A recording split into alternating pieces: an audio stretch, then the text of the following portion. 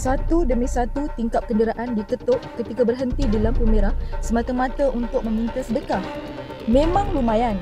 Hanya berbekalkan beg yang berisi tisu sebagai modal, pendapatan seorang pengemis di ibu kota boleh mencecah RM100 sehari.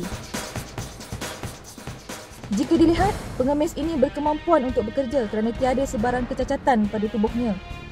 Sebaliknya, memilih untuk mengemis bagi meraih sumber pendapatan. Biasa pagi sama petang. Tiap traffic light ada 2 orang sana.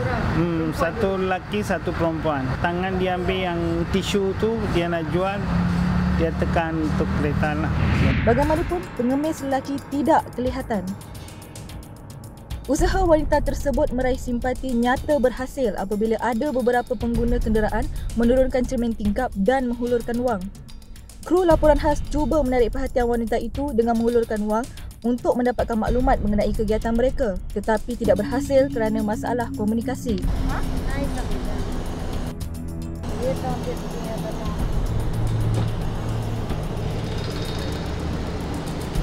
Kesibukan lalu lintas dan faktor keselamatan langsung tidak diendahkan.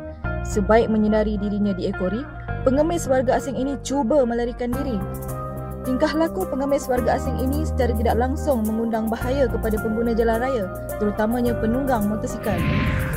Bila saya bawa motor memang saya pun rasa tak selamat lah. Hampir langgar pernah, saya hampir langgar mereka. Jadi itu memang tak selamat lah bagi saya.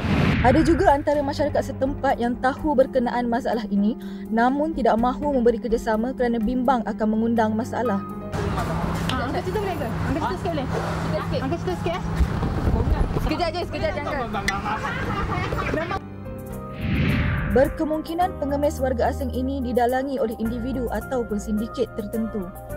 Senario ini jika tidak dibantras secara tidak langsung akan menjadikan Malaysia sebagai lubuk rezeki bagi pengemis warga asing. Farhana Azwani Ismail, laporan khas TV1.